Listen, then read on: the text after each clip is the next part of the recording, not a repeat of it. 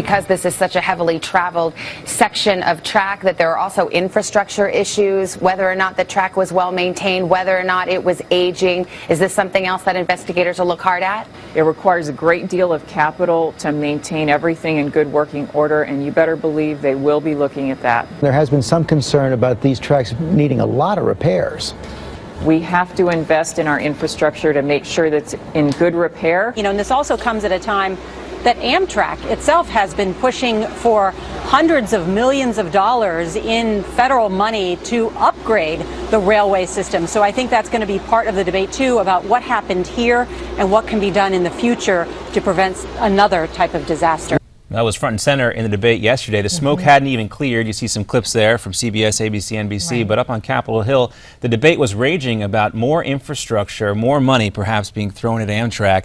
House Republicans voting down, or actually voting to eliminate some funding from Amtrak. Of course, Democrats have been accused of using the old Rahm Emanuel adage, never let a good crisis go to waste. And that's where we'll kick off our roundtable today. We're going to bring in Ford O'Connell, who was kind enough to wave to us from Washington, D.C. right before the commercial break. Ford, it's good to have you with us. Thank you for having me on, John. It's our pleasure. Miranda's here beside me. Amtrak, that train derailing in Philadelphia on Tuesday, of course, a tragic accident. But we hear these cries from the media. Also, we heard it from Steve Israel yesterday in a committee hearing on Capitol Hill. Too soon for Democrats to be using this case as a need for more funding for Amtrak and for more infrastructure. Well, if you're a Democrat, no, this is perfect timing because it's all about emotion and stoking it to your liberal policies. Yes, it is too soon, but the Democrats aren't going to see it that way, particularly the ones along the Acela corridor from Boston to Washington, D.C. They want more money, and they believe that if you throw more resources at the problem will be fixed. The problem here is the way Amtrak functions. It still gets $1 billion in funding from the federal government, and the track we're talking about is 400 miles, which 83% of the travelers on Amtrak go down. But here's the deal. Amtrak isn't using its resources properly. It maintains 21,000 miles of track across the country, and basically it pumps the money there, not where the passengers are going. Ford, I want to get your reaction because you are in D.C. Have you ever taken this particular train or that route? I was on that train on Sunday, and to give you one more, my mother called me and said, you can no longer ride Amtrak ever again, and I told her she was out of her friggin' mind. Yeah. Okay, the deal here is very simple. Everyone in the Acela corridor has pretty much taken this train. It's extremely safe. My heartfelt sympathy goes out to the 7 folks who died and the hundreds that were injured. But we have to be realistic about this and not stoke emotion and know the facts. And right, there's been specific calls for these safety measures that have been approved and actually allocated for this particular area that can control the train at the speed, even if there is some driver error involved here. But Ford, isn't it really time that folks like you and others who rely on this train have to start paying more for tickets? We've got a $17 trillion debt. We need improvements to these. Tickets are pretty high, though. They're not tickets. cheap. It's $300 I was going to say, they're pretty high, right? You mentioned $1 billion in government subsidies for Amtrak. How else do we plan on paying for the needed improvements that folks are calling for?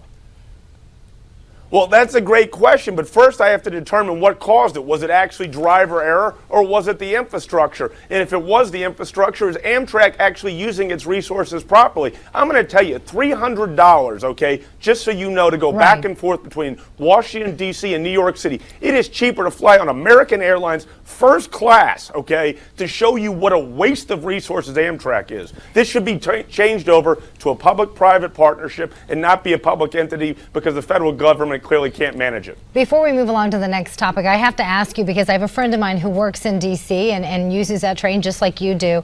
How big of an impact is this having on people right now? Because we were talking about it yesterday, the ridership's gone up 50% over the last 15 years, and she's like, people are stranded. What is the situation like there? Well, it depends where you're going between the Acela corridor, which runs from D.C. to Boston. Some people are stranded, and it generally is your only means of travel between certain destinations. Right. But you can fly and drive, okay? Most Americans in the other parts of the country fly and drive. It's just when you're in the condensed Northeast corridor, this is the preferred method of travel. All right, before we, now let's move along to another topic, a little bit lighter note, actually very much a lighter note. Let's talk about what's going on with Secretary of State John Kerry and Russia's foreign prime minister. they kept up this tradition of exchanging gifts. I want to get your reaction to this. Kerry was presented with a T-shirt displaying the symbol of victory in memory of the U.S.-Russian victory over the Nazis in World War II. And, you know, what T-shirt? I mean, come on, wouldn't be complete without a basket filled with tomatoes and potatoes for it? Help us out on this one. Look, this is the nonsense that goes on in foreign policy, but basically the Russians just feel the need to treat Kerry like a nothing because they don't find Obama's foreign policy and Obama to be tough. So basically this is just a way to entertain, put on a dog and pony show. Everyone looks at it, says cute, and the American memory moves on because the attention span's only 30 seconds long. So no deeper meaning to the tomatoes there for Kerry, Ford? He didn't throw them. Well, I mean, obviously there's a tomato in Kerry's face, but let's be honest, Kerry's a vassal for Obama. His political career's almost over, and basically he has no credibility with anyone. All right, Ford, United States Senate or foreign hold it right there. We'll be right back. there. We're going to talk about, we're going to continue the roundtable right after this. And welcome back. We continue our roundtable discussion with Republican strategist Ford O'Connell. Ford, good to have you back with us. We were talking about tomatoes and John Kerry, but let's also talk about a guy you used to work for, John McCain, and his relationship with former Senator John Kerry. They used to be tight on the Foreign Relations Committee in the old days of the Senate when both were there, but now there is some tension between the two. What is really at the heart of this? Well, at the heart of this is that he sees John Kerry someone who he respects and someone who he sees as a good diplomat, basically pushing the Obama foreign policy, particularly the deal with Iran. And to John McCain, he knows that the Iran deal, at least as we know it now, is absolutely ridiculous, and he can't believe that John Kerry would put his gravitas behind it. All right, let's take a listen to some of the back and forth between the two. We have a clip prepared. Let's take a listen. I have great respect for John Kerry, but I've noticed in his tenure here in the Senate, but also as Secretary of State, that he sometimes interprets things as he wants them to be rather than what they really are. That was McCain in an interview Monday with MSNBC's Andrea Mitchell, calling out the Secretary of State there. You know, McCain is also facing some headwinds in his own state. His poll numbers aren't so great right now. Do you think he's going to run for the Senate again? I absolutely do think he's going to run for the Senate because it's pretty much you're going to have to pry McCain's dead hand out of that Senate. This is something that he feels strongly about. His whole life has been about public service. Since day one, people don't understand who his father and who his grandfather were. They were both Pacific military commanders in both World War I and World War II and Vietnam. So for John McCain, this isn't about being in the United States Senate. This is about being a public service servant, making your voice heard, particularly on foreign policy. I have to ask you, do you think the two will make up? Will Kerry and McCain make up?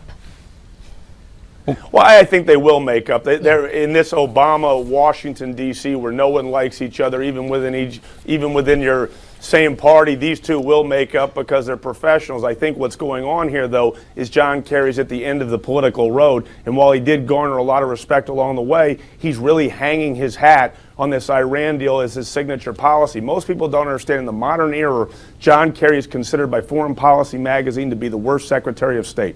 So he's going for a Hail Mary, and John McCain can see right through between the lines, if you will. Well, we know that John McCain has also called Hillary Clinton his favorite Democrat. Does this show his preference towards her style of leadership at the State Department? Well, I think it had to do more with the fact that he considered John Kerry and Hillary Clinton to be a little bit more hawkish than their Democratic colleagues. And right now, with Hillary Clinton flip-flopping on every major issue, from gay marriage to immigration to abortion to foreign policy to trade, I'm not sure that favorite Democrat status is going to last much longer. We have to ask you, we were talking about it earlier with Alina Hernandez about Jeb's recent interview with Megyn Kelly on Fox. Do you think that was a slip of the tongue? I think it was a slip of the tongue, but it's a slip of the tongue that shouldn't have happened. Internally, he's put together a great team, and understand this, he should have been prepared for that question the second his brother boarded Marine One to Air Force One in 2009 to leave office. That is a rookie mistake that should have never have happened. And we also hear him slipping again. We're showing the clip right now of him saying he's running for president in 2016. It's been a rough week for Jeb. How does he get out in front of all this?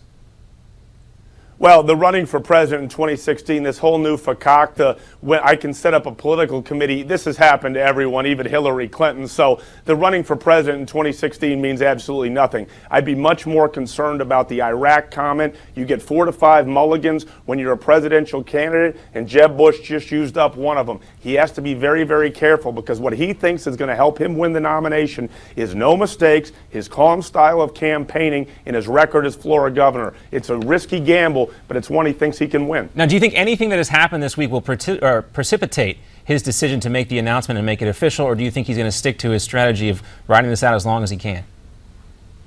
His non-candidate Well, as status. Nathan Jessup once said in A Few Good Men, Jeb Bush is going to run his campaign how he runs his campaign. My sources say that he's probably going to make it official sometime between June and July, but again, Jeb Bush is not going to bend with the wind, and he's going to stick to what he believes is the right path to the nomination and to win the presidency in 2016 should he make the general election. All right, Crick, we want to get your reaction, too, Ford. Some news coming down today. John Bolton not going to run. Is that the right decision, you think, for Bolton?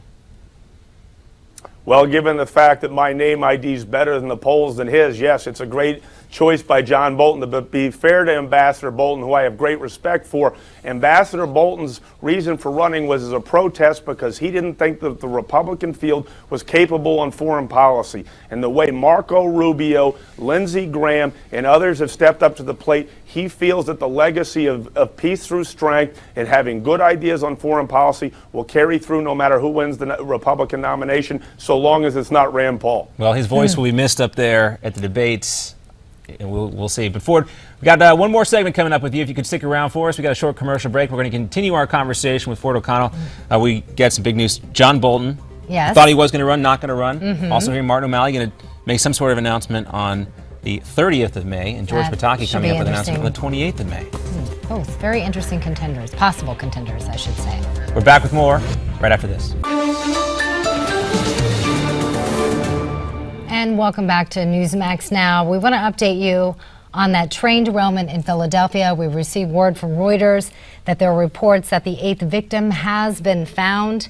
And the mayor just said that now all 243 people who were on board that train have been accounted for. We have not received official word on whether or not that body belongs to Bob Gildersleeve. We're still waiting to finalize that, to confirm that information. Of course, as soon as we do, we'll bring you that information. Right, and as we reported previously, Bob Gildersleeve was the person still missing. We had a soundbite from his father talking about the frustration, the lack of information. We don't know, again, as Miranda said, if that is the 8th person here, but we would believe that based on the information we have. But the Philadelphia mayor is saying all 243 individuals who are on board that train have now been accounted for. We'll continue to keep you updated on that throughout the course of the day. We also want to bring back in Ford O'Connell staying with us to continue our conversation here. And Ford, we're going to let you play a segment we call You're Not Helping here. Get your reaction to some there we go. stuff that happened out throughout the week that may or may not be helping with stereotypes or reputations. Probably not so much. And we start with this clip. The way the charity works, they don't give grants to other charities. They do most of it themselves. So that they actually have a rate of spending of about 80%, according to the IRS figures. They say 88%. You know, Bill's, the experts for charity say that's very good. Well, 80% according to IRS figures. That analysis, a stark contrast to the meager 10% that's talked about in the Clinton cash book. But since the work does foundation, it's mostly in-house. It could be incredibly misleading, and that is in that Peter Schweitzer book. So there's, you know, again, that book hit with a big thud, a lot of speculation, and of course, we don't talk much about it this week. And so, Peter Schweitzer, you're not helping. Thank you very much. Ford, what do you think about this? We now are getting a better idea. Still doesn't necessarily look good for Hillary Clinton in terms of the Peter Schweitzer book, but we're learning a lot more about it now that the book is actually out. Well, I mean, look, the book's whole point was to bring a spotlight to this, and I think it's accomplished it. Are all of his facts correct and all of his I's dotted and T's crossed? Absolutely not. But, you know, the whole deal here is not whether or not Schweitzer's a credible source. The question is Hillary Clinton's running for president of the United States, and the Clinton Foundation is a billion-dollar entity, and that question should be raised about it. Yeah, well, it's been a number of days since Hillary Clinton's done any interviews. We're still Still waiting. Still waiting on that, Mrs. You're like Clinton. sitting there checking the time all the I time. think it's 24 days. 24 It's 8 days. questions Thanks. over 31 days. Yeah, so there you go. It's been a month of no questions. Time for some questions. Moving on. A Colorado restaurant has been making waves. Rubbin' Butts Barbecue, or Rubbin' Butts, I should say, not Reuben Butts. Rubbin' Butts Barbecue in Milliken is making June the 11th White Appreciation Day, where white Americans can enjoy a 10% discount. The owner, actually a Hispanic man who says he wouldn't get the discount himself, said there would be a whole month of black. There has been a whole month of black and Hispanic appreciation, and at least he could do was offer a day, one day, to appreciate white Americans. Of course, backlash has ensued. This seems like a terrible idea from the start, Ford. We'd have to say to the owner of Rubbin' Butts Barbecue, you're not helping. You agree? You're not helping, but let's be honest, you're talking about it, and I didn't know where this barbecue place was until this story came out, so his business may actually boom. This may be a bad idea, but a smart marketing play by him. I'll say all publicity is good publicity, according to Ford. I don't know. That isn't publicity I would want for sure. But according to an analysis released this week, moving along, New Jersey Governor Chris Christie has spent about $300,000 of taxpayer money on food and drinks during his time as governor. Almost a third of that money, $82,000, was spent at Jet and Giants home games during the 2010 and 11 seasons. That, coupled with the governor's girth, yeah, that's a way to say it, has led to many jokes like this. A new report just came out. It reveals that New Jersey Governor Chris Christie spent over $82,000 on food at NFL games. $82,000. Yeah. Christie defended himself, saying, hey, both of those games went into overtime. Well, some would say Governor Christie is not helping his own reputation in this case with this report coming out. But Ford, is this fair to criticize the governor's food expenses like this? Well, if he runs for president of the United States, it absolutely is fair. We have an old saying in Texas as a politician, if you want to win votes, drinks for my friends, and apparently Christie's taken that to the Garden State. What do you spend $82,000 Well, you've been to a I mean, I know NFL they're football game. expensive. I know they're It's expensive. $15 for a Coke. It's Yeah. very easy Well, to that's actually true, rack but up that fee, believe it or not. $82,000. Wow. Well, we've heard this many times before from parents and guardians alike. Right. Anything you put on the internet can get you in trouble. And that could be the case for one man in Montana. He had multiple warrants out for his arrest after a friend pointed out his wanted photo on a Crime Stoppers Facebook page, and then the guy actually liked the photo. He was arrested by police without incident. So, Really? You Really? know what they say, Ford? stupid criminals make smart cops, and this guy not I helping got to himself. give the guy an A+ for lacking humility, but that's just how it goes in today's Snapchat, Twitter, Facebook generation. You've got to get it out there. I think this is dumber, and I hope he, goes to jail for 10 years just for being a moron. He gets our award. Thank you for helping, whoever you are out there, dumb criminal. Ford O'Connell, thanks for your help and joining us here on Newsmax Now. Always good to have you. We'll be